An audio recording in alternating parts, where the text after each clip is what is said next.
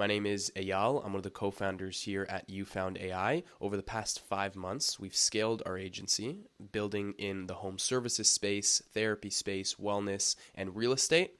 If you're obviously looking to get some value out of this video, I really hope that you do. But if you're looking for some help in building this voice AI agent for your company, feel free to reach out to us with the link below. You can book a time right in our calendar. We'll go over the goals you're trying to get to, the things you're trying to achieve, and see how we can help. So if you're looking to get it into your business up and running in 2 to 4 weeks, click that link below and we can get started. All right, so today we are going to go through 5 top tips for prompting if you're a beginner in voice AI agents, meaning you may have built one in the past or a couple, or you're just getting started. I want to go through the top 5 beginner tips. So on my screen, you're going to be able to see a super large agent, and it looks like a lot. It's a final copy of one of our plumbing agents. Looks pretty crazy, and this is sort of where you want to be. This is probably an agent that you're going to end up building if you want it to do everything from booking, obviously, rescheduling, canceling, taking down messages, understanding inquiries, passing messages along, transferring, all that good stuff. This one connects to Service Titan as well. So there's a lot of stuff we have to do to make sure it maps correctly within Service Titan. That'll be for another time. Today, I want to focus on making sure that this agent can perform as best as possible. And the top thing that we need to know when building these agents is prompt engineering. What is prompt engineering? It sounds, a little bit scary, but really it's giving information in plain English over to an AI so that it can understand what you're saying in the most efficient way. So there's no coding involved, nothing like that, not in the ones that we're building. There are, but that's a little bit more complex. We're going to stick to just plain English prompt engineering. Okay, so right over here we have a Miro board that we are going to jump into to go through the top 5 prompt engineering tips that I have. And the first one over here, if we can go on to this side, I'll just zoom in quickly. So the first one is individual nodes versus global prompts. So this is a huge thing to understand and to know. Just for reference, an individual node is one of those boxes that you saw before, one of these little boxes, that's an individual node, and the global prompt is over here. This is where you have all the information for the agent, and I'll explain what each of them are for and how you can best use each one. So the individual nodes are when you give the agent information or instructions during that specific part of the conversation. So it's not information that it needs to know throughout the entire conversation, but only in that specific time. And a global prompt is quite the opposite. So it's information that AI should have throughout the entire conversation. So different types of context, like maybe the time, if someone wants to speak to a person, they could say that throughout the entire call. How will the AI react when someone says that? Whereas an individual node, for example, we can see examples here. For the global prompt, you have usually a couple different sections. So one is the role, who is the AI, what company are they for, who do they represent, how should they act, what the current time is, and notes. So never announce when confirming details, only confirm once the booking is complete. These sort of things that you want it to understand throughout the entire conversation. And moving over to the individual node, you want to ask the user what time their appointment is, and to include the full date and time, wait for the user's response, ask the user what time they would like to change the appointment to. So that is an example of an individual node trying to understand what time the appointment is, including certain date and time, and then what they would like to change it to. So that's an example of an individual node. Next, we'll move up to the second tip, which is do not pack individual nodes. This is very, very important for making sure the AI performs the exact way that you want it to in a certain section of the conversation. So for example, if you're trying to collect lots of information at once, it's better to split it up by category. What do I mean by that? We can look at the example over here. Essentially, if you want to collect the name, email, phone number, date of birth, and address, personal information, have that in one individual node.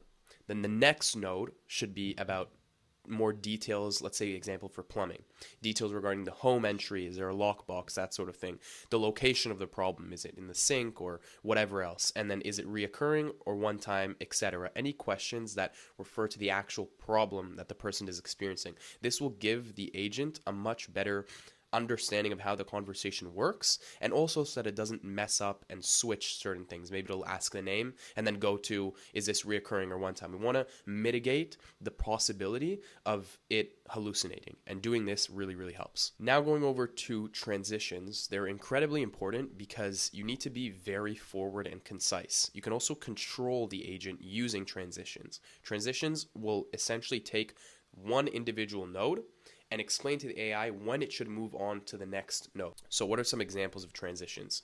What you shouldn't do is say user provided info, right? That's a little bit broad. What kind of information? How does the AI know when to move on to the node? Instead, you should say the user has provided their phone number, name, email, whatever else they might need to collect. This will allow the agent to not move on without critical client information. If you just said move on when info is provided, it can hallucinate and move on right after it collects just the name and not the number and email, etc. The fourth one is never statements. So there are times when the AI will hallucinate again, and during the testing phase, you want to notice reoccurring hallucinations or times when the AI agent goes off script. So you put never statements in the individual node and also in the global prompt to make sure that the agent understands what it is supposed to do exactly. So an example of a never statement is never announce that you're going to collect the user's info. Simply begin with the first question. So we had this in one of our agents, which was a little bit annoying, where the agent would continuously announce, and now I'm going to collect your information, or 1, can I have your name? 2, can I have, so we told it never announce, etc. And it stopped after that. So there are certain things that you have to understand while testing that will make your agent better and better and better. And the last and final one is global nodes. So global node is a node essentially that can be transitioned to at any time throughout the conversation. It's different from the global prompt. The global prompt gives basically instructions throughout the entire conversation like we spoke before. But a global node is a node that the AI can transfer to throughout the entire conversation. So an example of a very common one, is a live agent. A person can ask for a live agent at the beginning of the call, in the middle of the call, or at the end. So you want to have a global node usually, which allows people to get transferred to a live agent at any point in the conversation. And they're tricky to get right because you may often find that a user is directed to one when it's not intended. So you'll want to focus on 2 things. The first thing is a global node transition prompt, and the second one are the exit instructions. So what do I mean by this? The global node transition prompt is when you switch a node on to become a global prompt, you'll see that it has a text box.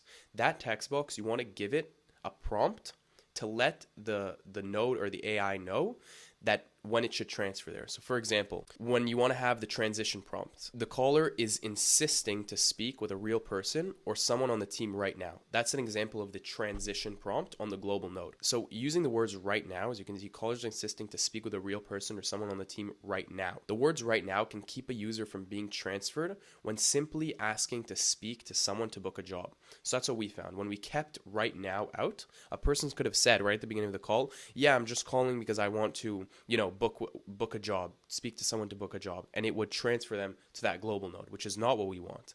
We want them to say, I want to speak to someone to book a job, and the AI should answer, no problem, I can help you do that right now. If the person says, I want to speak to somebody right now, then obviously we want to get them transferred and not keep the person on the line and get frustrated. Next is exit transitions. So they'll direct the user back to the desired outcome.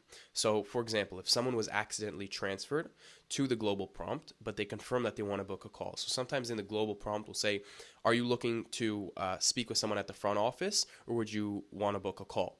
And the person could say, no, I just want to book something in. So you need to have a transfer outside of the global prompt. If not, they're just going to stay in that global prompt.